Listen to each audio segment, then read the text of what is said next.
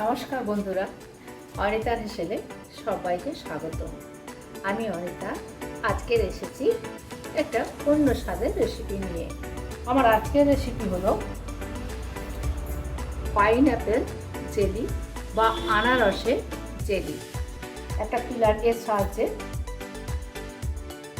সাহায্যে আমি আনারসটা ভেতর থেকে বার করে নেব। এরমভাবে আমি আগে আনারস থেকে সমস্ত আনারসের পাল্পটাকে বার করে নেব। দেখুন, একটা আনারস থেকে আমার এতটা পাল্প বেরিয়েছে। এটা একটুও জল দিতে লাগছে না। আমি যদি আনারসটাকে ডুমো ডুমো করে কেটে নিতাম তাহলে আমাকে একটু জল দিয়ে পেস্টটাকে বানাতে হতো। এটা আমার জল ব্যবহার করতে লাগবে না, আনারসের রসটাই বেরিয়ে এসেছে। কেক করার মেজারিং কাপের মধ্যে এটা মেপে নিচ্ছি।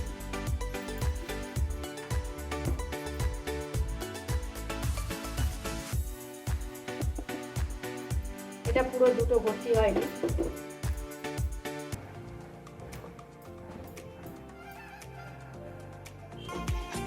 বাড়িতে এই পদ্ধতিতে এটা তৈরি করলে টাটকা জিনিস পাবেন। এতে কোনো কালার, সিনথেটিক কালার বা সিনথেটিক কোনো ফ্লেভার কিছু দেওয়া নেই, একদম খাঁটি জিনিস।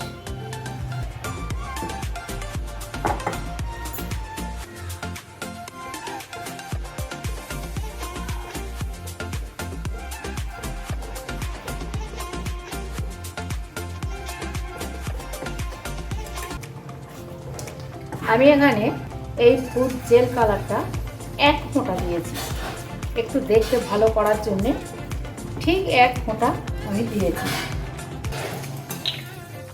একটু সাদাটে লাগছিল বলে আমি 1 চামচ আমি সাদা ভিনেগার দিয়ে দিলাম। সাদাটে লাগছিল বলে আমি 1 ফোঁটা দিয়েছি।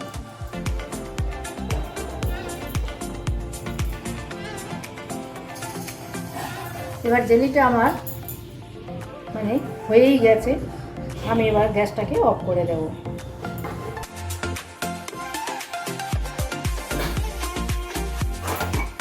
ঠান্ডা হয়ে গেলে আমি এই কাঁচের বয়ামটা এটা করে রেখে দেব।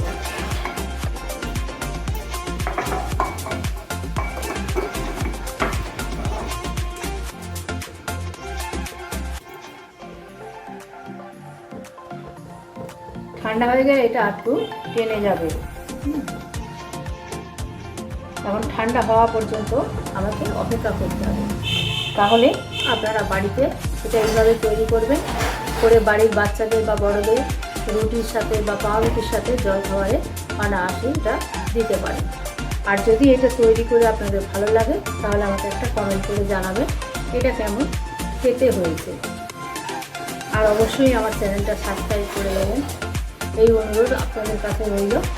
সবাই ভালো থাকবেন, ধন্যবাদ। আজকের এই পর্যন্ত।